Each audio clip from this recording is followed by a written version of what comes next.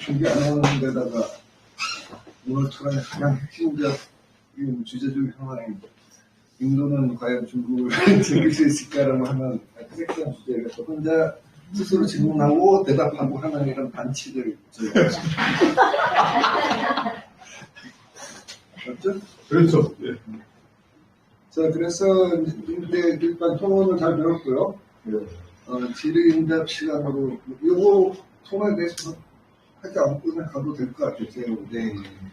지금 간단한 질의부터 시작해서 의견을 참석하신 분들이 해주셨으면 좋겠습니다. 그 전에 제가 이제 사회자의 직권으로 생각을 네. 아까 그 낙살라이트를 탔는데 네. 아는 사람 Has a minus. 낙살라이트 문제죠. 그러니까 간략하게 인도 공산당의 운동에 대해서 해주시고 아까 낙살라이트는 말하자면 3세대 마오리 운동입니다. 그리고 그냥 일단 설명해 주셨으니까 이제 해주셨습니다. 일단 낙살라이트로 말씀드리면 낙살이라는 게 지명입니다. 지명. 라이트는 그냥 약간 예를 들어서 영등포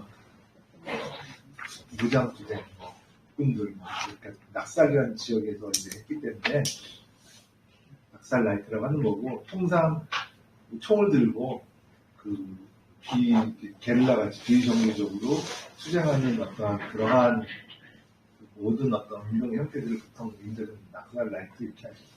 원래 지명이 이렇게 하고, 그러니까 이제 배경은 뭐냐면 1968년도가 좀 중요한 것 같아요. 왜냐면 1968년도에 이제 프랑스에 좀 혁명이 있었는데, 인도가 이제 원래는 가장 영국의 식민 지배를 겪으면서 많은 사람들이 피로를 느꼈던 게 가난이었거든요, 굶주림. 근데 그게 오늘날에 말하는 양극화를 상상할 수 없는 그런 피폐한 그런 엄청 문제였는데, 결정적인 게 이제 대포주 소유자들의 그런 문제가 심각했습니다. 약탈과 수배가. 거기에 중간에 자민다르라든지 로또와라든지 이런 사람들 스타일 가는 게 부족한데, 그래서 운동, 인도의 해방 관련해 인도의 농민들이 엄청나게 적극적으로 인도 국민회의당을 중심으로 지금 민주당이 시민들이 모여서 지지하듯이 거기에 모여서 했단 말이에요. 그러니까 민주당이 그런 지지에 받아서 요구를 받았는데, 그 당시에 비록 국민회의당은 아니었지만 그런 농민들의 어떤 엄청난 열기를 무시했었어서 토지개혁을 이제 시작을 했는데, 이 문제가 뭐였냐면은 should be라는 단어가 있어요. must가 아니라 should be. 그리고 그러니까 토지개혁을 해야 한다 이런 거지, 한다가 아니라 해야 한다. 그러니까 할 수도 있고 안 할 수도 있고 강제 조항이 있어. 두 번째는 인도는 연방법 체계에서 그러니까 의회에서 그 법을 통과해서 그 토지개혁을 집행하는 그 지역의 주정부에서 그걸 위반을 해야 되는데, 예를 들어서 웨스트베나라든지 케를라 같은 경우는 했단 말이에요. 그런데 이제 아까 낙살라이트 이런 지역들은 안 했단 말이에요. 이런 것들이 누적되고 하다가 이제 그 계기가 됐던 것이 1968년도에 이제 일어난 거죠. 근데 이제 여기 배경은 인도의 마오주의잖아요. 인도 공산당이 이제 많이 분화가 되는데, 인도 공산당 있고, 거기도 이제 인도 공산당 막스 레닌주의, 또 인도 공산당 막스 레닌주의 중에 또 분화가 돼서 인도 공산당 마오주의 또 갈려요. 그래서 점점 유상계를 좀 가는데, 이 68년도에 낙살라이트들이 막 이럴 때, 중국도 그때 68년도에는 문화대학원 그 시기에 그래서 이제 막 베이징 라디오로 막 인도의 낙살라이트들이 막 무장 공개를 했다면서 막 방송을 해주고 그랬어요.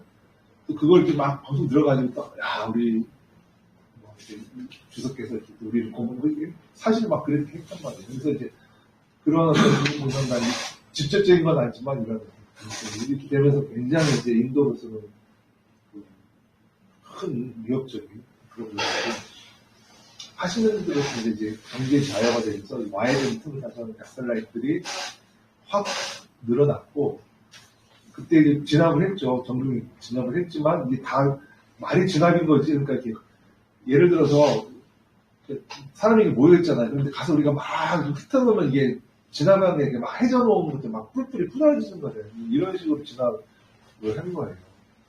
겉으로 드러나죠. 그러다 보니까 오히려 막 이게 진압을 했던 것이 쫙 퍼지게 되는 효과가 있었고 그러한 과정에서 일부 이제 락살라이트들이 네팔까지 가는 그런 이제 그래서 오늘날 네팔이 90년대에 있었던 그 혁명이 일어나서 일본민주주의가 무너지고 이제 민주공화국이 생기는데 이때 인도 이 락살라이트, 인도 마오주의자들이 영향을 미치고 또 그런 맥락에서 이제 네팔도 이제 그런 영향을 받았고 이런 사람들이 이런 무장투쟁의 어떤 그런 봉기의 어떤 양상들이 각 지역의 다양한 어떤 정치 투쟁 조직들, 분리주의자들, 특히 인도는 그 북인도 지역 같은 경우는 미얀마 쪽 그쪽인데 중국 미얀마 그쪽 지역인데 원래는 여기가 미얀마라는 왕국이었는데 영국이 그냥 미얀마를 이렇게 합병시켜버린 거거든요. 영국 식민 시기에 그러다가 이제 일본이 와서 그걸 이제 미얀마를 이제 먹었고 그러다가 다시 또 이제 영국이 일본이 패망하면서 물려나가면서 다시 이제 영국이 이제 지배를 한 거죠. 그런데 이제 영국이 이제 빠져나가면서 다시 이제 원래 인도 미얀마 왕국이 있는데 그때 그대로 이제 원래대로 돌려준 게 아니라 이제 인도가 꼬셔가지고 야 근데 미얀마 하지 말고 그때는 어쨌든 같은 영국령이었으니까 미얀마도 영국령 인도의 지금 현재 하여튼 이런 원래는 미얀마 땅이었는데 이런 데서 이제 원래는 미얀마 왕국에 속해 있거나 티베트에 속해 있던 그 부족민들이 인도로 강압적으로 합병이 된 거예요. 그러니까 이런 사람들 볼 때는 말도 달라, 언어도 달라, 문화도 다르니까 자꾸 독립을 요구하고 지금도 마니푸르 같은 경우는 비상계엄이 선포돼서 지금도 이제 부분들이 주장하고 있거든요. 그런 사람들이 이런 걸 보고서 자극이 되는 거죠. 그런 것 때문에 계급적 관점에서의 노동자들의 혁명적 투쟁 양상은 아니고 농민들의 주로 이제 마오주의자들 그다음에 분리주의자들이 이제 그런 지금도 활동하고 있습니다. 지금.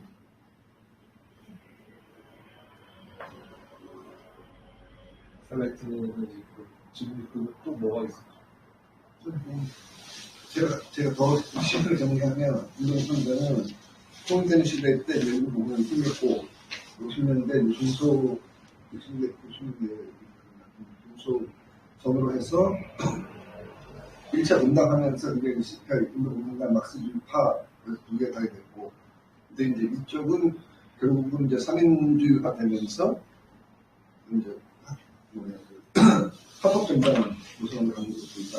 근데 이제 지금 CPIM은 이제 그 케럴라하고 웨스트벵갈 그런 데서 주정부를 이제 오래 운영하는 그런 있는 거죠. 아까 이제 세 번째 세대가 이제 낙살 때 생긴 세대들이 CPIML 다음에 수십 회로 분열되면서 CPIML 다음에 기관지에 따른 수많은 정파들, 다행히 이들이 마오주의인데 이제 한 10년 전에 그 중에 상대 정파가 합쳐서 CPIM, 마오이스트를 그래서 알려드려요. 그러니까 이제 인도가 독립 직전에 제1당은 국민회의당이었는데 이 국민회의당을 압도하는 당이 인도 공산당이었어요. 그러니까 실질적으로 시대에 말리면서. 네, 그러니까 인도의 많은 대중들은 인도 공산당 당원이 엄청나게 많았어요. 그러니까 인도 국민, 그러니까 내런 입장에서 보면 굉장히 위협적인 거예요. 실질적인 위협인 거야. 조건이 넘어갔으면 뭐 이게 그리고 심지어는 52년, 그러니까 47년도에 헌법을 만들어서 선거를 딱 하고서 52년도에 그 선법을 가지고 공포가 된 것이 52년도가 그런 건데, 그러니까 이 47년도에 이제 그때 임시정부가 들어서가지고 계속 이제 재헌의회를 해서 계속 이제 수정을 하면서 하는 거예요. 그런데 조금씩 권력 이양이 되는 건데, 그래서 그것이 헌법이 규정이 돼서 처음 했던 게 52년도 선거였는데, 그때 첫 선거에서 깨를라에서 인도 공산당이 집권을 해요. 선거에서. 그러니까 사람들이, 그러니까 야 이제 영문도 물러갔으니까 이제 국민에는 필요 없어. 이제 실질적으로 자기들이 어떤 토지개혁 이런 대변해주는 정당을 찍는 거예요. 그게 인도 공산당입니다. 인도공산당 집권하니까 깨를라 주에서. 주에서. 깨를라 주에서. 한 주에서. 주 네, 깨를라. 케랄라라고 깨를라. 근데 이제 제가 이 얘기를 왜 드리냐면은 그만큼 그 도서관에서 남부들이 페드라 인도공산당 학생을 지도자가 그때 참 지도의 노선이 중요한 건데 그만큼 인도공산당이 대중정당이었어요. 대중정당. 거의 대부분 농민 아닌 사람들이 없잖아요. 인도에 그 당시에 생산量거의 70% 80%다 멈췄어요. 그래서 그거 뭐 그냥 가만히 있으면 다 이게 일부 주는 이미 공산당이 집권하고 있고 중앙당 다 이렇게 해서 그러니까 흐름의 대세가 그런 분위기였단 말이에요. 인도라는 나라 자체가 사회주의 혁명의 그 전야 같은 그런 분위기였어요. 이제 여기서 이제 참 우리가 안타까운 게 아까 그 M&A의 제가 비판을 했는데 인도 공산당의 식수가 뭐냐면 노조적으로 이걸 교조적으로 이걸 받아들였어요. 야, 박헌영처럼 야 아직 인도는 봉건제 청산도 안 했어. 그러니까 먼저 불호주화 혁명을 해도 그 다음에 사회주의 혁명인 거지. 이거 이렇게 되는 거야. 그러다 보니까 막 영국 정부에 협조를 해요. 왜냐하면 불호주화 정부 이거 하여튼 이상하니까 그러니까 이런 대중들 입장에서 볼 때는 말도 안 되는 짓거리를 하고 있단 말이에요. 그래서 이제 막 그런 노선에 막 혼란이 있는데 코민테른에서 이제 그 지도를 해가지고 이제 그 문제가 이제 풀리는데 그 와중에 좌우 소아 좌익 소아병하고 극자 뭐 굉장히 많이 이 트럭주의자들이 인도 공산당이 엄청난 말이야 미쳐요. 그러니까 그런 식으로 막 좀 배운 사람 티 내면서 야 아직 우리 불조한 뭐 이런 식으로 이제 혁명을 하고 다니니 자기들은 당장에 뭐 그게 뭐 부르주아 혁명이든 뭐 하든 간에 빨리 혁명을 해가지고 자기들 살기 좋은 세상을 만드는 게 중요한 건데 표를 해놓고서 지금 뭐 부르주아 혁명 단계야 뭐 이런 식으로 이렇게 그래서 그런 경향이 극복이 됐는데 이 스타일이 딱 죽은 순간에 또 나타난다 이게. 그때 이게 참 그래서 그러한 노선 싸움이 굉장히 막 치고받고 했을 때 이제 52년도에 이제 그 보내요. 그 모스크바에. 그래서 그때 또 지적을 해줘. 야, 니네 그렇게 하지 마라. 좌경 노선 하지 마라.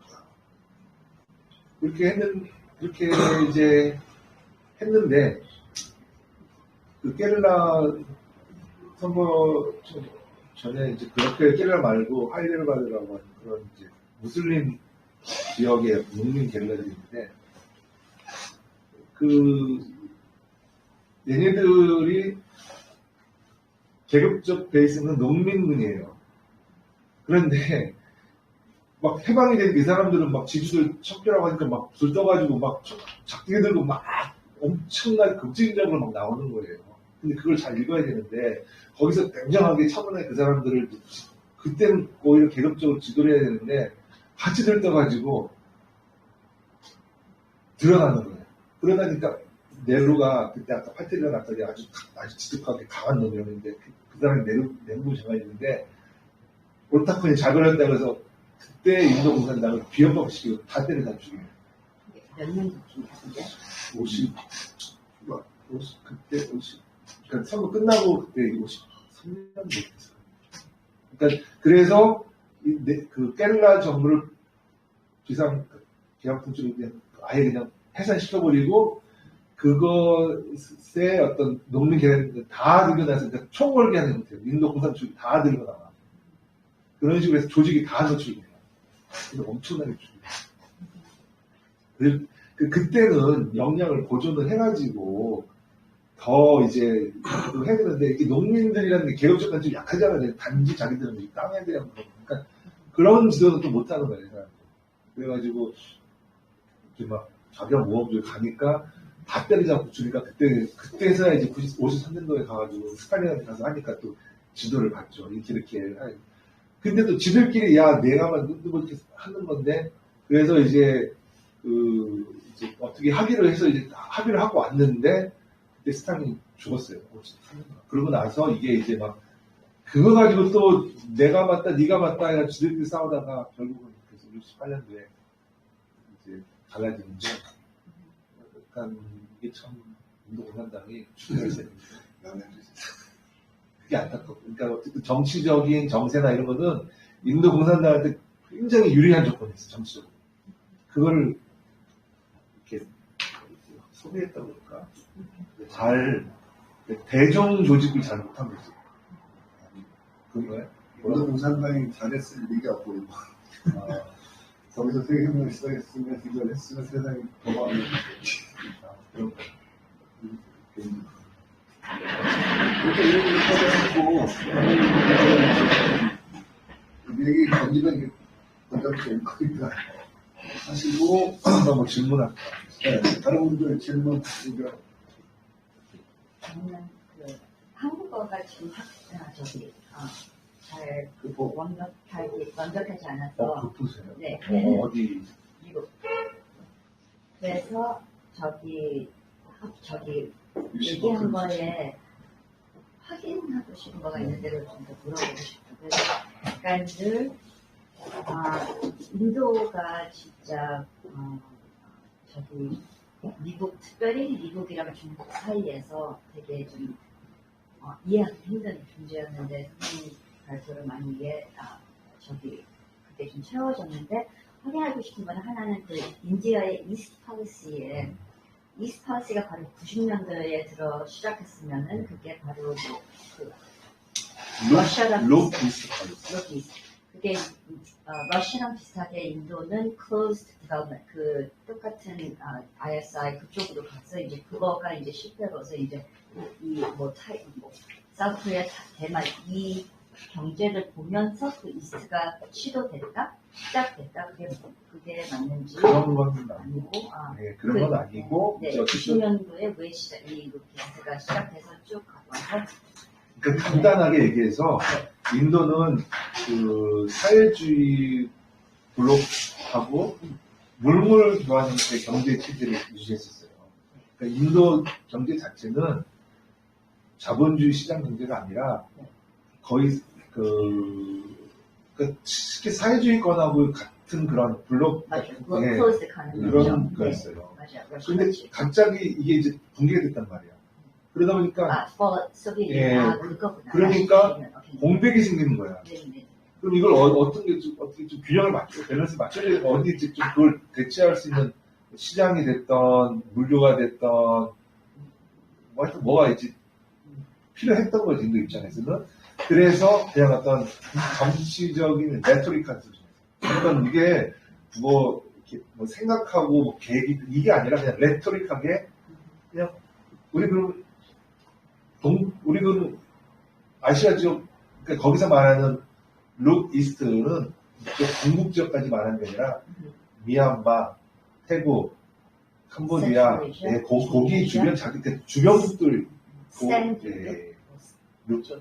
이스트 아시아 그런 나라들을 이제 보고 해야 되겠다. 왜냐하면은 인도 입장에서는 그런 나라들이 비동맹이라고 하는 그런 맥락에서 나름대로 이제 좀 인도는 그 서유럽, 중동, 팔레스타인, 이라크, 아프리카 이쪽하고 이제 많이 이렇게 하고 그 다음에 이제 좀 동유럽하고 됐는데 동유럽하고 이제 이게 무너지면서 아프리카나 이쪽 중동군 지역까지도 영향을 받게 되는 거예요. 같이. 무역이나 경제적인 그런 것들. 그러다 보니까 그 공백을 어떻게 보면 다시 그래서 동쪽을 보니까 서쪽을 보다가 이제 이거 망한다니까 그럼 다시 그럼 여기도 봐야 되겠네. 이런 맥락에서 던졌었죠. 그럼 아이디어. 감사합니다. 그러면은 그러고 관련돼서 이제 이 러시아랑 이 강한 친러시아 관계가 그거가 지금 얘기한 것 같이 그 전에부터 쭉 그 경제랑 소위 유엔 있을 때 그 관계에서 쭉 나온 아직까지 지금까지 강한 거가 그게 쭉 유지된 거니까 아니면은 뭐 정권마다 왔다 갔다 다르지 않나요? 바뀔 수 있잖아요. 지금이야 친러시아 상황이 어떻게 이해하는 게 진짜 제일 좋아요? 중요합니까? 뭐가 제일 중요해요? 이거를 사실은 계급적 관점에서 보면 또 설명이 안 되고 왜냐하면은 일단은 정당 정치 사적인 맥락에서 보면 지금 일반적으로 다음과 같은 의미로 사용됩니다. 그 AI 과잉 서비스. 예, 듣고 있어요. 지금 모디 정부하고 그다음에 전임 정부하고는 정치적인 컬러나 베이스가 달라요. 그래서 사실은 계급적 관점에서 보면은 모디 정부는 굉장히 극우적이고 반노동자, 친자본 성격의 정당이에요. 계급적 관점에서 보면. 그리고 전에 있는 건 약간 리버럴한 브루주아 정당쯤 되는 거예요. 그래서 이 네로를 비롯해서 1960년대 특히 인디라 간디, 네로의 딸 인디라 간디의 소련, 그때 소련이었죠. 그 평화협정, 군사협정까지 맺은 만큼 군사적 관계를 돈독했죠. 그런 베이스는 있어요. 근데 이제 계급적 지향점이나 어떤 수단들이 다르기 때문에 이게 이제 정권이 바뀐 것 때문에 러시아하고 이제 그런 것들이 그렇게 그닥 뭐라 그럴까 기계적으로 역사적으로 이렇게 가까워지지는 않았는데 우연찮게 저도 그 부분에서는 이걸 어떻게 설명해야 될까 이게 어떤 그건 제가 가설로 설명드릴 수 있을 것 같은데. 아 그래요? 뿌리는 인도 공산주의. 그렇죠. 예. 인도 공산주의자가 이제 소련을 살리는 데는 성장했으니까. 근데 이제 내로는 우리가 이제 이쪽 표현하는 용어는 그 펠로우 트래블러가 있어요. 당에 가입하지 않지만 공산당을 지지하고 공산당 정책을 지지하고 공산당보다는 소련을 지지하는 그런 사람들이 있거든요. 근거에서 그래서 프랑스 같은 대표적으로 사르트르 같은 사람은 개인은 공산주의자지만 공산주의가 아니니까. 인도 공산주의가 이제 원래 뿌리고 제가 봤을 때 그런 표현 안 쓰는데 이제 네루가 뉴칼로 트래블. 그러니까 네루주의라고 했을 때는 이제 스스로는 이제 이 책에서는 이제 역사를 판단으로 페이크 소셜리즘이라고 그러니까 네루는 소셜리스트고 이 사람은 이제 도덕주의적 관점에서 접근한 사회주의자이기 때문에 소련은 별이 다르죠. 그러니까 1번은 도식적으로 1번은 인도 2번은 네루. 그러니까 이제 이 역사가 길잖아요. 그러니까 이제 우리 생각은 러시아가 굉장히 거리가 먼데 그쪽은 러시아하고 거의 계속 뭐 친밀하게 하니까 정치 입장에 관계없이 익숙하다 이제 저는 근데 모디는 못하잖아요. 못한데 우리처럼 그러니까 우리 공산당 때문에 러시아랑 친해졌으면 거리를 둘 텐데 제 말 끊었는데 현실적인 얘기를 들으면은 그러니까 정치적인 컨텐츠를 보면 조금 이제 설명이 안 되는 부분이 있는데 저는 그게 어디서 나타나냐면은 그 군부의 어떤 세력이라고 봐요. 군 조직이 거기는 굉장히 보수적이에요. 그러니까 이제 인디라 간디 시작해서 완전 군 무기 체계가 완전 러시아 판이에요. 군 입장에서는 그건 안 바뀌었어요. 그 체계는 그건 쉽게 안 바뀌죠. 그건 보안 문제 때문에 왜냐하면 그게 이렇게 한번 한다는 것은 그 보통 일이 안 되거든요. 그래서 바꿀 수가 없죠. 그건 쉽게 바꿀 수가 없는 거예요. 그래서 비싸기도 하고 이제는 그리고 두 번째는 러시아 그러니까 이런 거 있어요. 뭐냐 국내에 어떤 그러한 무기 체계는 계속 이제 러시아 쪽으로 이제 됐는데, 소련이 무너지면서 그 군수 지원이라든지 그 이제 뭐 이렇게 지원, 그러니까 뭐라고 그러냐, 고장날 때 이렇게 스페어가 해준 그런 거예요. 그런 게 잘 안 됐단 말이에요. 그러니까 유지보수를 해야 되는데, 뭐 미국이나 이런 걸 유지보수를 해야 되는데, 지금 당장 뭐 소련 자체가 이제 무너지니까 이게 안 되니까 이제 미국, 인도는 어쩔 수 없이 막 여기저기서 무기를 사다 오는 그런 상황이었던 거예요. 근데 그런 과정에서, 무기 과정에서 그 자본주의 특유의 어떤 그 커미션 막, 그러니까 비리 문제도 막 나오고, 그러니까 이제 막 또 조건들이, 그러니까 러시아 쪽 같은 경우는, 그러니까 소련 같은 경우는 면허 생산을 하거든요. 근데 여기는 그걸 인정을 안 해줘요. 여기 패키지로 사야 돼요. 사면은 이거 다 쓰면 이걸 열어보지 못해요. 그대로 반납하고 그대로 또 리필하는 형태로 무기를 하다 보니까 이게 자주방이 안 되는 거예요. 그러니까 그런 거에 대해서 굉장히 공부해서 계속 문제제기가 되게 와 있으면서 한 10년, 20년 지나왔는데, 그러면 정치적인 커넥션은 일단 러시아 자체가 자기네들 코가 석자니까 이렇게 뭐 인도하고 뭐 그렇게 할 그 엄두도 안 내고 그렇게 됐었어요. 인도도 그러면서 굉장히 이제 신자유주의를 들였으니까 미국의 달러를 받아들이고 일본이나 미국을 붙어가지고 딸랑딸랑 거의 있었던 거고요. 그런데 이제 그 결정적인 거는 저는 그 현실 상황 논리라고 봐요. 그 아프가니스탄 무너지면서 중앙아시아가 사실은 이제 미국 중심으로 이제 완전히 미국의 그랜드 전략으로 다 가버릴 거라고 다 생각을 했단 말이에요. 근데 그게 실패되고, 그러면서 이제 조금씩 이제 미국의 어떤 그런 패권의 균열이 생기면서 아마 전통적으로 이제 어떤 사상적, 이념적 그런 것이 아니라 그런 어떤 약학관계를 채울 수 있는 어떤 대안으로서 중국은 지금 같이 뭐 이런 관계니까 좀 어렵거든요.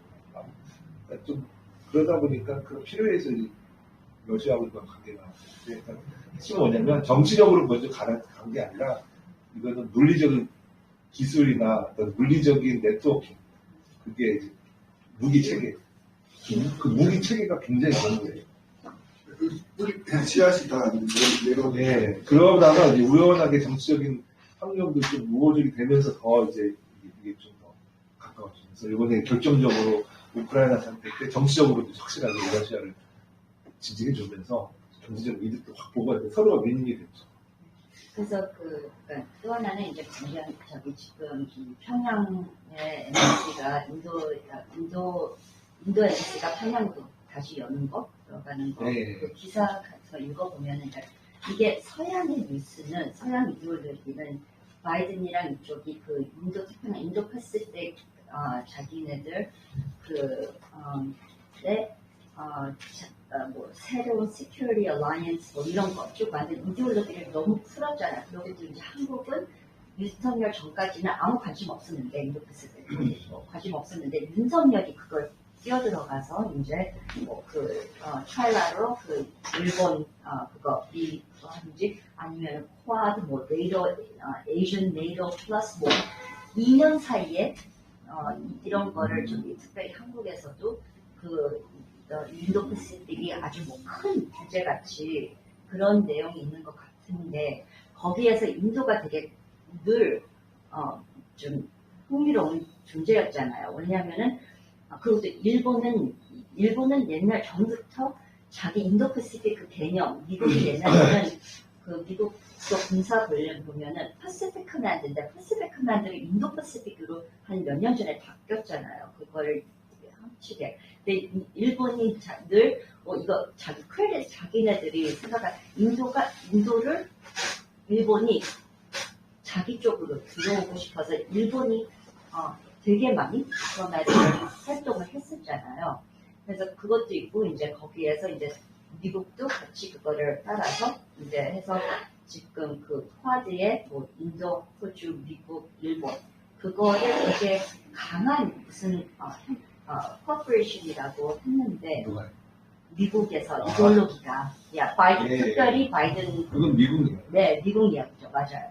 그래서 근데 그 미국 미디어가 강하니까 진짜 전 세계에는 그게 진짜 저거인지 그렇죠. 그런 상황이면서 그래서 지금 평양 열면서도 인도의 스트래티지가 완전 바뀌었다. 놀랍스럽게 인도가 무슨 새로운 길로 지금 평양에 가서 MBC를 연다. 그렇게 나와요. 그렇게 나와요. 그러니까 진짜 인도가 그래요. 그래서 그러니까 이 형상께서 그게 그러니까 이쪽을 들면 선생님 그게 아니고 인도가 그냥 미국의 관계는 훨씬 더 얇은, 작은, 좁은, 필요했던 그 공백에 있었던 관계고, 그러고 인도 패시픽에 뭐 그냥 열려 있는 거 있지만 이쪽에 그 미국의 지금 신냉전 이끄는 그거에 큰 가입자 동맹이라고 걱정할 필요 없다는 상황이죠. 그렇죠. 아까 어쨌든 얘기가 좀 제가 이해한 바로는 일단은 쿼드에 대해서 말씀드리면 인도는 관심이 없어요. 그러니까 쉽게 치어리더라고 했잖아요. 그래서 띄워주는 거예요, 그냥 미국이 그냥 인도를 분위기 좋게. 그것도 인도 패시픽 에코노믹 프레임워크라고 인도 새로운 바이든 한 작년에 런치했던 경제 프레임워크, 그것도 많이 앞서지는 못하지만 거기에 인도가 핵심으로 중요한 건 인도가 이렇게 하느냐가 중요한 거지. 정작 당사자는 김치국도 마신다고 당사자는 그런 데 관심도 없고 그냥 예를 들어서 자취집하는데 막 분위기 띄워놓고 막 이렇게 의전으로 이렇게 모셔서 갔는데 더 집에 가서 대놓고 나 실은 나 이런 거 아니라고 말을 못한단 말이야. 그냥 마음은 좀 그러니까 그냥 외교적인 그런 의전이 있으니까 그냥 가서 앉아 오고 밥 먹고 오는 거지. 뭐 인도로서는 그냥 그런 외교적인 의전 관계에서의 레토릭, 그러니까 정치적 수단에 불과한 거지. 본질하고 그냥 관계가 없어요. 그러니까 그런 부분을 전문가들이 정확하게 얘기를 해줘야 되는데, 그 유통되는 구조를 보면 막 뻔해요. 제가 이렇게 가서 보면 뭐 랜드 연구소라든지, 시아에서 주는 뭐 이런 데에서 뿌리면은 그랜드를 막 무슨 뭐 이렇게 호텔 같은 데에서 막 이렇게 막 해놓고 그런 사람들이 가서 보는데 정작 인도의 관리라든지 이런 사람들은 그냥 거기 호텔 가서 밥 먹으니까 가서 가는 것 뿐이야. 차관의 장관들이 가서 기저귀 들고 그냥 오는 것 뿐이야. 근데 다음날 무슨 뭐 신문에는 그냥 거기에 인도 장관이 왔던 뭐가 왔다면서 막 자기들끼리 다 소설을 쓰는 거거든요. 굳이 뭐 인도에서는 그런 걸 일일이 하는 것도 아니고. 그래서 미국도 그때 유크레인, 인도만 아니었지만 인도가 앞서서 유크레인 전쟁 반대했잖아요. 미국 차 안 들어가는 거. 그거에서도 되게 혼란스럽게 인도는 저거 안 하자. 그런 것도 그때도 잡았고. 제가 드리고 싶은 말씀은 인도가 그렇게 막 아까도 제가 말하는 것은 이런 좀 맥락에서 좀 왔다 갔다 하는 측면이 있는 거지만 인도의 행동은 그냥 자기들 방식대로 그냥 가는 거고 그게 가서 보면 현장에서 확인해 보면 우리 그거 아닌데 이런 거예요. 저도 몇 번 가서 작년에 물어보고 정책 경험을 물어보면 전혀 달라요. 똑같은 영어인데 맥락이 달라. 인도에만 가서 거기서 말하는 인도 대통령이 그냥 자기들은 하나의 그건 확실하게 허드에서 말하면 절대 안보를 체는 아니다. 그냥 협력체다. 코로나가 생겨가지고 여러 가지 코로나 백신 시작해서 하는 거고 오라고 하니까 간 거예요. 그래 그럼 협력하자니까 그래 협력할게. 우리가 백신을 줄 테니까 이것도 기술 공유하고 우리가 반도체 기술이 없으니까 반도체 지원해줘. 이건 그 얘기하러 간 거야. 근데 그리고 다른 얘기 자꾸 하려니까 이거는 이렇게 되는 거예요. 그러니까 서로 다 동상 얘기를 하는 거예요. 그래서 그런 부분에 대해서 이제 정확하게 알면은 그런 어떤 오판을 안 할 수 있는. 그거 좀 오판인 거. 그래서 인도는 지금 볼 때는 다만 인도 대사관에 이렇게 했다는 것은 만약에 정말 미국 쪽에서 어떤 식으로 다 보여질지 모르겠지만 그런 식으로 정말 그렇게 했다고 하면은 인도에서 굉장히 여러 언론 플레이를 하죠. 근데 아주 로우키로 했거든요. 아주 로우키로. 그거는 외교관들이 로우키로 부리는 걸 싫다는 거예요. 근데 그냥 막 이렇게 막 언론에 막 나오게 하는 건 그거 진짜 안 한다니. 거꾸로 읽어야 돼요. 언론은 항상 거꾸로 읽어야 돼요. 인도는 굉장히 로우키죠. 굉장히 그래서 심각하게, 그러니까 뭔가 좀 그런 변화라기보다도 이거를, 이 국면을 어떻게 잘 실기를 이렇게 좀 모면할까라는 게 굉장히 인도의 지금 과제란 말이에요. 인도가 결정적으로 딱 그랬을 때 그 빚을 진 게 있어요. 그게 뭐냐면은 그 95년대 핵 포괄적 핵실험 금지 조약이 딱 그때 앞두고 그때 막 대너스가 다 막 핵실험 막 하고 막 이랬을 때 인도도 굉장히 98년대 핵실험 앞두고 어쨌든 그런 상황이 있었을 때 그 북이 NPT를 탈퇴하는 게 인도로서는 정말 그 구세주를 만났던 사람이 있어요. 구세주가 세계. 왜냐하면은 그때 미국의 관심사는 쿠바도 아니고 북도 아니었어요. 그러니까 걔네들은 아예 그 리스트에 들어오지도 않는 아주 조그만 그냥 뭐 진짜 신경도 안 쓰는 그런 거고, 야 이제 이란 걸프전 끝났으니까 이제 타겟이 이제 이란하고 이제 그 인도가 이제 타겟이 딱 그걸 딱 준비를 딱 하고 있었는데 이게 북에서 이제 NPT를 탈퇴를 딱 해주니까 인도가 뭐라고 했냐면은 일단은 저 조그만 나라 이제 해결하고 우리가 오시고 그러니까 미국이 가서 협상을 하다가 막 가서 뭐 할 말이 없는 거야. 아니 지금 쟤네들 지금 탈퇴했는데 왜 우리 뭐 지금 쟤네들 하고 그러고 와서 그럼 인도가 뭐냐면 안 한다는 말도 안 하고 한다는 말도 안 하고 딱 그랬어요. 그러고 나서 북 대사관이 일주일에 갔다 왔어요. 어떡할 건지 물어보고 야 우리 해야 돼 말해야 돼. 눈치 보고 있었어요. 굉장히 인도에서 심각한 문제였거든요. 그리고 나서 이제 4년 뒤에 김주석이 돌아가셨을 때 바로 부대통령을 그때 마음이 나와서 두개 보냈다. 그래서 북은 그걸 기억을 하고 있었지. 그게 인도에서 가장 외교적으로 뭐라고 해야 될까? 힘이에요, 힘. 그게 이제 힘이 딱 됐던 거예요. 근데 나머지 그런 거에 대해서 다 못하라고.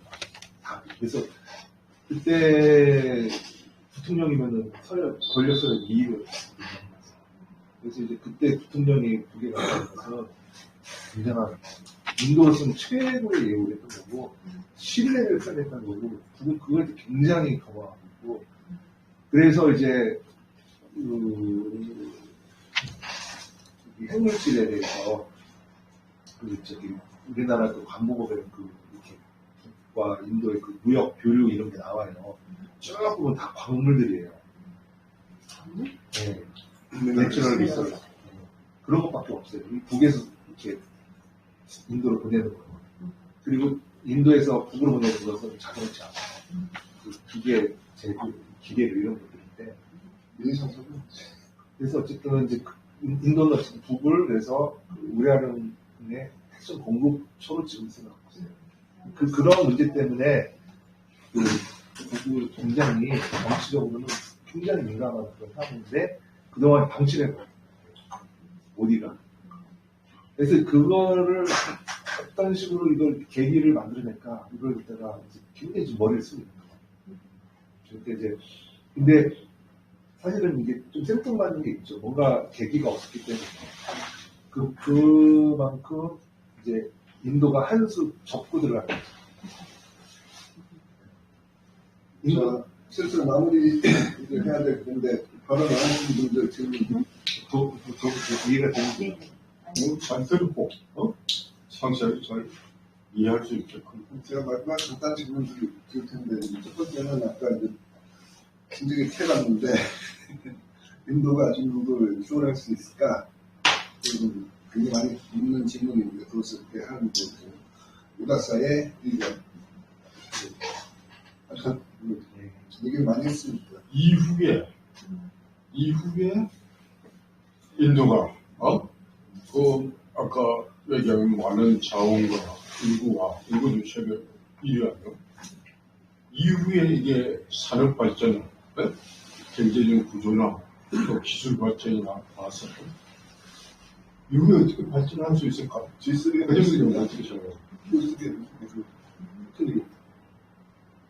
이제 제 솔직한 이거는 어떤 연구자를 쓴 정책이 아니라 제가 인도에서 체험하면서 했던 그런 경험치를 가지고 가면은 인도가 중국 사람하고 아주 멀었구나 이렇게 얘기를 하거든요. 그만큼 여러 가지 사회주의 문화라든지 게 그 시민의식이라고 할까 예를 들어서 그런 부분이 좀 저는 그게 그렇게 금방에 그렇게 될 것 같지 않아요. 그게 뭐 어떤 경제적으로 분석해서 그런 게 아니라 뭐 가보셔서 알고 무슨 싶지만 말인지 알겠어요. 네, 그런 걸 놓고 볼 때는 아직 인도가 채워야 되고 가야 될 변화해야 될 부분이 좀 많이 있다.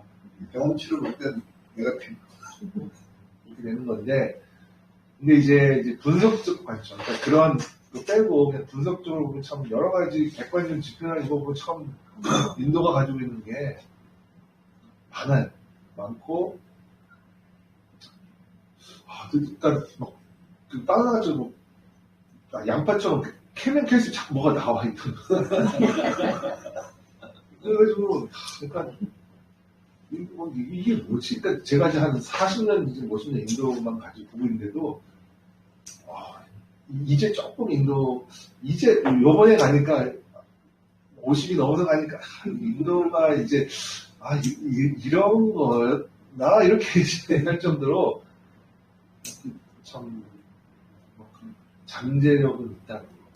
그런 잠재력을 이제 어떤 식으로 표현할 것인가, 이제 그런 건데, 저는 근데, 인도가 중국에 있는 게 이런 것보다도 저희 학문적인 관점에서는 사회주의, 그러니까 이 자본주의 독점적 체계가 얼마까지 갈 것이냐.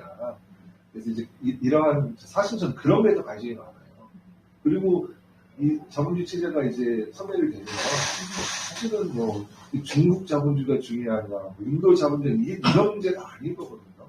사실은 인도의 정착에서 갖는 질문은 비즈니스 하는 사람들한테는 돈벌이가 되니까 인도가 중국 경제에 시작 되냐 뭐 이런 질문이 되겠지만 저는 사실은 그런 질문보다도 인도의 어떤 경제적인 자본 고도화가 어떤 혁명의 어느 단계까지 밀어붙이고 있고 이렇게 인민들의 혁명이 언제쯤 일어나서 이게 이제 뭐 좀 더 그게 사회주의가 됐던 아니면 인도의 뭐 인도식 민주주의가 됐던 뭐 어떤 형태로 간에 현재 인도가 갖고 있는 여러 가지 사회 모습을 갖다가 푸는 시기가 언제쯤이 좋을까? 저는 사실 이런 질문이 저는 좀 맞다고 보지.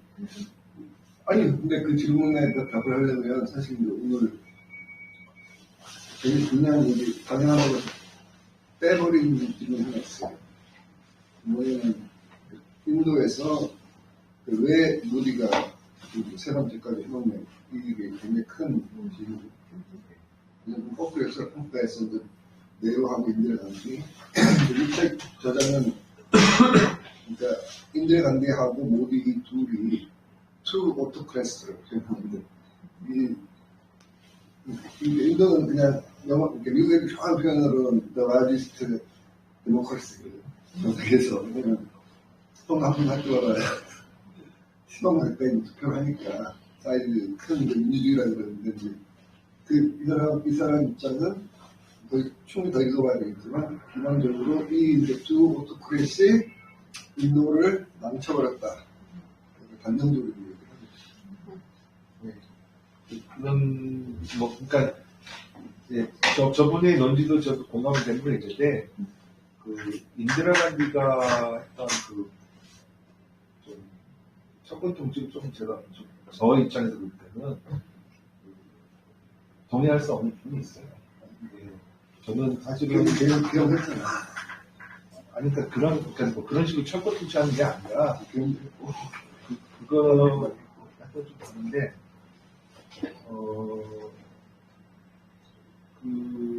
모디가 왜 집권을 하느냐. 이거는 좀 이제 살펴볼 필요가 있다. 근데, 저는 자본이 힘이라고 봅니다. 간단히 얘기하면. 독점 자본이. 그러니까, 들어가 보면 굉장히 높게 돼 있어요. 저는 사실 모디, 지금 인도 정부에서 그렇게 긍정적이지가 않아요. 그러니까, 지금 어떤, 지금 이제 그 만내가 싸웠다. 예, 그러니까 저 메루 자신도 그랬고, 우리가 처제에서는 완전히 간단히 얘기하면 그 깡패들이 다 이렇게 신분자였고, 유명에 들어가가지고 다 이제 사유하면서 이제 꼴도말에 다 해먹었다고 그러고 주장하고. 이제 저쪽에 이제 그런 현상적인 면에서 그렇게 되는 건데, 내용적으로 좀 그런 맥락이 있기 때문에, 그러니까 그런 어떤 표피적인 설명이 아니라 왜 그랬는가를 좀 들어가 보면은, 계급의 지배관계라든지 이런 것들 이제 했을 때, 우리 입장에서 어떤 그걸 그냥 그렇다고 하는 기술만 하는 것이 아니라, 그 원인을 이제 파고자 하면은, 들어가 보면은 결국은 자본주의, 현상관계, 무슨 이런 것들이 다 연결되는데, 모디는 이거를 굉장히 지능적으로 잘 포장을 해요. 아주, 그래서 아까 2,000명 이상을 학살했는데 불구하고 싹 들어가고 지금은 뭐 이렇게 막 나오지 않습니까? 그래서 저도 인도가 지금 하는 그 이런 스탠스 두 개, 이런 것들이 사실은 이 사람들이 어떤 전략적 판단에 대해서는 니들이 살려면 그렇게 해야지, 이 정도 수준이지, 진정성을 가지고 얘네들이 뭐 이렇게 한 거에 대해서 거짓과 사기와 이성이 많이 깔려있기 때문에. 이들이 이렇게 하고자 하는 것은 굉장히 근본주의적이거든요. 그렇기 때문에 자칫 잘못 들어가는 얘네들은 막 좀 이상하게 빠질 수가 있어요. 그래서 저는 그나마 이제 인도가 크고 민주주의라는 시스템이 돼 있고, 우리처럼 윤석열처럼 이렇게 못해 먹도록 여러 가지 이제 너무나 많은 다양함이 있으니까 시스템 자체가 못해 먹어요. 이렇게 독재를 할 수가 없어. 인도 시스템 자체가. 그러니까 그거는 모디가 그렇게 뭐 투영해서 하는 것보다도 인도가 갖고 있는 그런 다원 속에서 조화나 조화 때문에 이제 이렇게 되는 건데, 모디 이후에 어떤 새로운 정치 세력이 나타나서 내용적으로 그걸 좀 더 민주주의 질적인 내용들을 제고하고, 지금 인도에 있는 카스라든지 식물 문제라든지 남녀 문제라든지 이런 것들이 이제 실질적으로 이제 좀 많이 이제 바뀌면서 성숙한 시민사회가 어느 정도 이제 됐을 때 이런 경제적인 번영이라든지 이런 것들이 조금 더 이제 인문학적으로 이제 채워지면서 인도가 이렇게 좀 정말 그 질적으로 아름답고 평화로워졌을 때 인도에 이런 기대를 걸어놨었지, 지금처럼 돈만 쫙 올라가지고 그거에 대해서 움직이면서 이게 보여지는 외교적인 홍보에 대해서 우리가 그렇게 저는 큰 평가를 했어요. 그러면 혹시 그 반대쪽은 또 가능성이, 모디의 프로 자본이 심하게 뭐 한국 같은 뭐 일본 같이 친미로 미국 글로벌 그 자본으로 그쪽으로 가면 더 위험할 그 가능성이 있으니까요. 그렇죠. 그러니까 바로 그 지점에서 저도 그러니까 요구하는 거죠. 차라리 그냥 그러면 그 점에 대해서 모디가, 그러니까 인도의 민족 부르주아들이, 민족 자본가들이 조금 저희 달라요. 조금 달라요.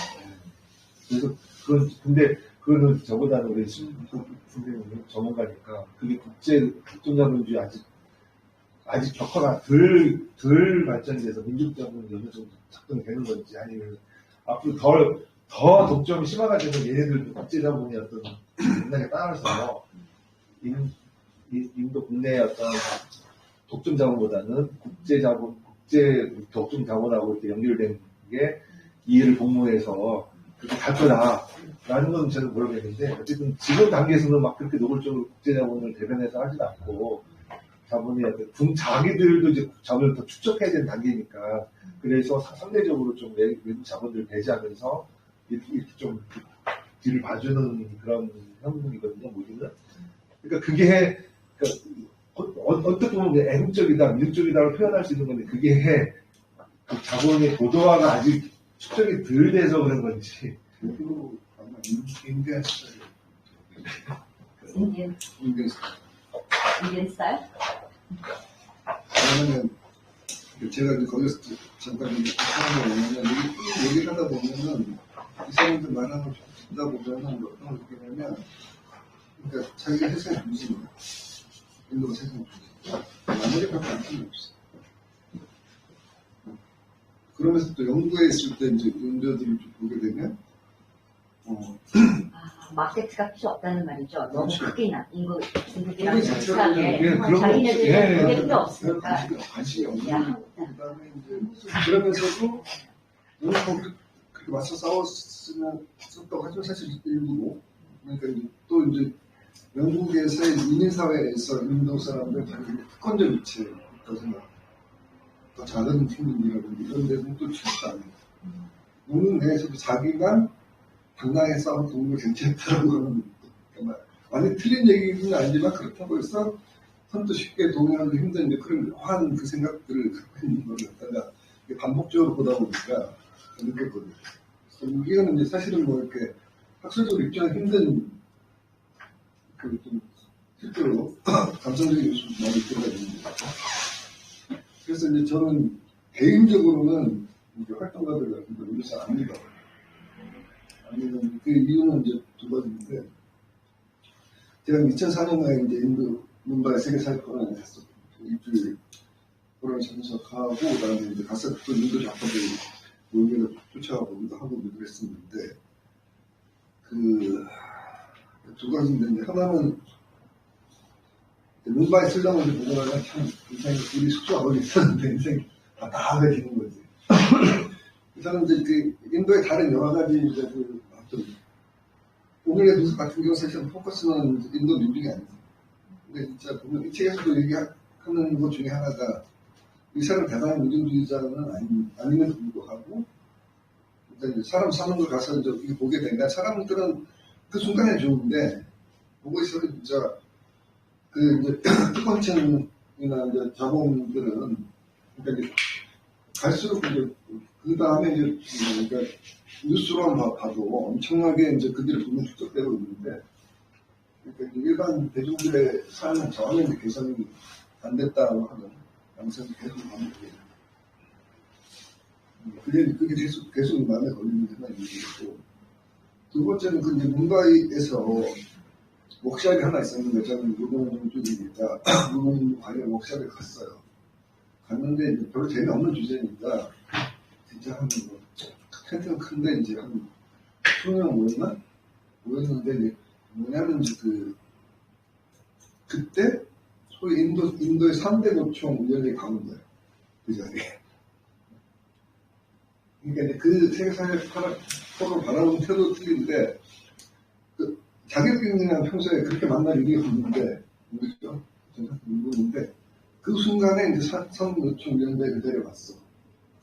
근데 이제 좀 껄쩍지근 했던 게 유연장에 가면은 뭐 수행이 있고 좀 자기 주제가 있으니까 사람들이랑 선배가 좀 주장하는 것도 다 조합은 몇백 마디씩 되는 데니까 성이 열리겠구나 했는데 개뿔 그냥 수능 모여서 그 위원장이 하는 얘기 뻔한 얘기 그냥 레퍼토리 듣고 나니까 짜릿이 확 올라왔었는데 야 이들이 진짜 그 노동적 지도자 맞는가 아니 큰 물음표를 가지고 와요. 지금 해석 안 되고 있어요. 안 되고 있고. 근데 이제 이게 이제 그 밖으로 얘기하는 거하고 실제하고는 되게 다를 수 있다. 이렇게 생각이 들어요. 그 다음에 이제 그래서 이제 별로 신뢰를 안 하는 거예요. 전체적으로는, 제가 개인적으로는 그때 이제 CPIM 사람들 자기 그렇게 밝히지 않기 때문에 그냥 대충, 코미스트라고 거의 CPIM이 대부분으로 이렇게 쓰니까. 그런데 CPIM 사람들 몇명 영향했고, 또 이제 CPIM의 리버레이션, CPIM 중에서 제일 큰 장파, 그때는 뭐, CPI나 CPI에 대한 굉장히 작은 매수를 나타나는데 그쪽 사람도 흑의 사람을 만나는 시키주의자로 만났고 이렇게 이제 만났을 때 이제 속되게 하면 신뢰가 안 가. 저는 신뢰가 안 가는 그런 게 있었고요. 그런데 거기다가 이제 사실은 이제 아직도 안 풀리는 숙제가 뭐냐면 인도노총이 숫자가 엄청 많잖아요. 빅3들이 다 이제 1,000만이고, 그 다음에 RSS도 요청을 만들었어. 처음에 보고할 때는 8년만인데, 다음 보고에 3,000만이야. 요청이. 구구 요청. 사실은, 근데 자기들만의 세계가, 자기들만의 문법수를 가지고서, 자기들끼리 서로 뻥카 치고, 받아주고, 이런 게 아닙니다. 그래서 앞으로 뭐냐면 2016년, 2018년에 걔들이 이제 부동법 소위 유연화하니까 파업이 들었어요. 그래서 두 번의 총파업이 있었는데, 몇 명 참여한가를.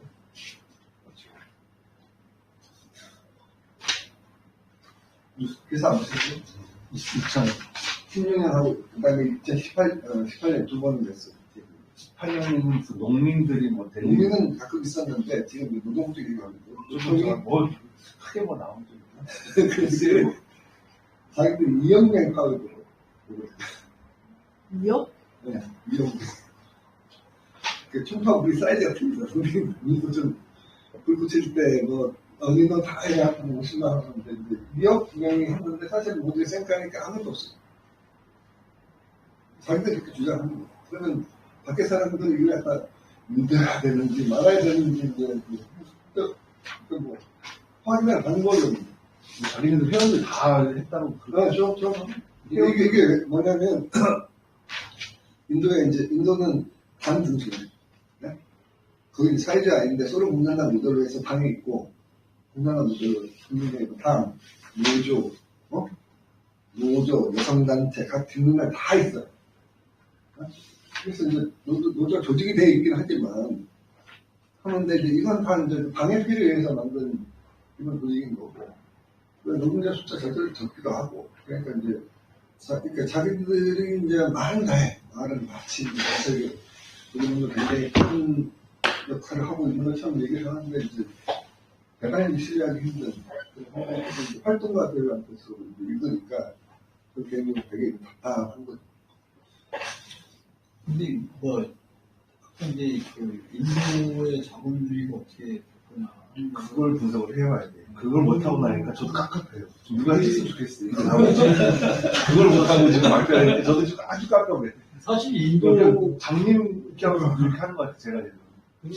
그 자본주의 발전 수준에 따라서 그 반영해서 사회 현상이나 원하는 사상들이 나타나는 걸 보니까 그럼 자본주의 지금 어떤 거고 어떻게 발전하고 그다음에 이제 그 민족자본과 국제자본과의 관계가 어떤가 이런 게 이제 좀 구성이 나오면 대체로 인도의 반응이 어디로 갈 건가 그랬는데 저도 인도는 잘 모르니까 근데 워낙 차이가 많잖아요. 남부하고 또 북부하고 전혀 다르고 그다음에 뭐 인프라도 전혀 안 돼 있는데 또 못하는 것도 없고 막 제약 뭐 이런 데는 또 되게 발전돼 있고 IT나 발전돼 있는데 사실상 제조 기반은 또 거의 없다고 생각이 들어요. 이런 식의 거고 그다음에 또 한 가지는 결과가 너무 많아요. 가장 큰 문제는 뭐냐면 자본주의를 발전시키기 위해서는 어떤 거라든지 시드머니가 있어야 됩니다. 벌써 국적이 되든 차관을 이루든 농민을 침체해서 빼앗든 어떤 식으로 간에 그 자본주의 인프라를 쌓는 자본 축적이 있어야 되는데 제가 나는 예를 들면 재밌는 학생 볼리우드인데 제가 이제 문바이 갈 때 정도의 때 볼리우드는 진짜 장난 아니에요. 영화를 때 일주일만에 찍어. 막 찍어낸다고. 그래가지고 그 당시 같은 건 쉽게 가서 두부만 들고 때려 먹어가지고 찍은만에 그러는 거야. 우리는 그 정도 시장이라 그러면 지금은 이제 헐리우드, 중국, 그다음에 볼리우드 이 3대 시장이에요. 그래서 지금은 영화를 제작할 때 소위 뭐 몇백억까지는 안 되지만 몇십억 정도는 쓸 수 있는 수준이고 요즘은 로케이션 그냥 유럽으로 가는 게 기본이에요. 아니 그 정도로 그러니까 제가 모르고 뭐냐면 현상이 됐는데 요새 하나 더 하고 싶은 얘기는 뭐냐면 중국은 영화를 갖다가 당에서 찍어서 만들기 때문에 그냥 그 사실 동원해서 가서 중국은 시장은 크고 만들어 내기 하는데 이제 이게 질이 완전히 떨어진다 그러면 볼리우드는 이제 우리가 볼 때는 약간 이제 질이 떨어진다 생각할지 모르지만 인도인들에게 엄청나게 어필하는 거야. 이건 그냥 진짜 그러니까 토착 산업이에요. 그러니까 일부가 할 수 없는 그런 인도 밖을 못 벗어나는 거예요. 아니 그러니까 그 특정의 몇몇 사업은 되게 발달됐습니다. 영화 사업도 그렇고 제약 사업도 그렇고. 그러니까 이쪽에서는 특정 부분에서는 자본이 엄청나게 축적되고 있고 근데 이제 제가 말하고 싶은 거는 거기에서 축적된 게 사회 인프라나 자본주의적 그 생태계를 조성하는 자본으로 수렴되느냐. 그러니까 인도는 그게 안 된다는 핵심이 주장하는 게 이제 그동안 정치가 다 말아먹어가지고. 그러니까 그게 정치든 뭐 사회 문화든 어쨌든 간에 특정 몇몇 사업이 발전되는 게 이 양반은 그걸 토하는 게 그게 안 된 정도가 아니라 그 부패와 그래서 도덕적으로 완전히 그 바닥이라고 하는 거예요. 그러니까 그거는 그 정도까지 왔다고 도덕의 문제가 아니라 이제 사회적인 그 예를 들면 한국이나 일본이나 중국은 안 그런다는 거 다 그랬던 거예요. 근데 그게 자본주의적 그 혁명을 통해서 투쟁개혁이나 문화혁명이나 여러 가지 혁명적 사회적 변화를 겪으면서 발전을 하고 거기에 필요한 게 자본주의가 발전하는 그런 문화들이 형성이 되는데 인도는 왜 그게 잘 안 되는 거예요? 아니, 그건 심플하게 대답해주면 그러니까 사실은 자본주의에서 한 예를 들어서 이제 이 순서대로 하면 1, 한, 중전 이게 이제 발전했다는 다 개발 조치예요. 일본 외지 일찍시에서 선별 일찍 시작하다 보니까 필요가 없었고 피로로 가는데 이 분산이 긴 시간이 되니까 이제 2차되는 후에는 완전히 또 세탁이 되는 하게 돼서 마치 이제 스스로는 굉장히 아시아에서 유일한 국가라는 그 자부심 엄청나게 강했던 게 있는데 근데 일본도 지금 많이 갈라파고 있어요. 한국도 사실은 이제 군부독재 아래에서 개발독재를 한 거예요. 중국도 단독재 아래에서 군기개발한 거야. 다 이제 굉장히 폭력적 방식으로 그 개발 국가를 갖다 이제 드라이브 건 거는 본질도 똑같다고. 근데 이제 인도는 내가 봤을 때 개발 독재가 안 되는 거야. 아주 하나도 못해. 그것 때문에 안 된다고 생각합니다. 그러니까 자기들은 TV를 보면은 아니 한국 전에는 일본 모델로 메이지 모델로 그러니까 내루가 사회주의 저쪽에 또 바라보면서 메이지 모델로 해서 이제 농업 전문하고 제조업 키우면 된다라고 심플하게 생각해요. 근데 그거는 조금 다시 말하면 자본주의가 발전하기 위해서는 독재가 필연적이다는 얘기가 있는 거예요. 아니, 그거는 후반에 따라잡을 때는 그밖에 없어. 그 외에 어떤 사례도 없는 거야. 그러니까 선진국에서 자본이 발전할 때는 자체적인 논리가 있잖아요. 자본에 가진 논리가 자체. 있는데 이제 우리가 알고 있는 거는 사실은 이렇게 한정된 거고 주력으로 확장하게 되면 그 법칙이 이제 변형되는데 거기서 유일하게 이제 그 성공한 유일하게 한 세네 개 발전한 데들이 다 따져보면 개발 독재라고 합니다. 근데 개발 독재에서 홍콩 아니 그러니까 홍콩이나 싱가포르는 싱가포르도 범죄적으로 갔는데 예? 홍콩도 독재였지. 나중에 그러니까 사실은 영국이 그렇게 다 독재한 다음에 중국한테 돌려주기 전에 민주주의 하는 것처럼만 해서 홍콩이 무슨 민주주의가 있었어. 그러니까 중국 거꾸로 근데 민주주의가 안 되면 갑자기 헛소리 하는 거 아니에요? 근데 제가 문제를 하는 건 그 형태가 아니라 그게 아니라 자본주의가 그게 독재든 아니면 자유주의 가든 간에 원시적 축적을 하고 이걸 기반으로 갖는다는 모든 자본들이 다 통일돼 있어. 그게 독재라는 민주주의가 하기 전에 원시적 자본 축적하고 이 원시적 자본 주체 시민지를 착취해서 하든 자체 내에 농민을 착취해서 하든 아니면 공업을 발전시키는 방식으로 하든 여러 가지 방식이 있지만 이 원시적 축적이 기반이 돼야지 그 다음에 이걸 기반으로 해서 자본이 형성되고 자본이 형성돼야지 자본주의가 발전하니까 자본이 형성되고 그렇게 가는데 인도는 이 자본의 형성이 어떻게 되느냐 하는 부분이 되는 거죠. 지금 이 정도의 그 인구와 이 정도의 자원과 이렇게 되면 그거를 자체로 내적으로도 형성할 수 있지 않을까 저는 이제 생각이 드는데 이게 왜 그게 중요한 말이었습니다. 왜안 되냐 하는데 사실상 좀 고민이고 인도에 가서 정리 발언하고 반복을. 산업 경제적인 정치적 네, 구조를 이게 만들어가지고 자본 축적하고 여기가 건졌는데 다시 돌아와서 오늘 고생해주신 이강민 박사가 마무리 발언하시고 토론을 어떻게 되면 간단히 네, 아까 일단 부족한 발표를 들려드려서 너무 제가 영광이고요.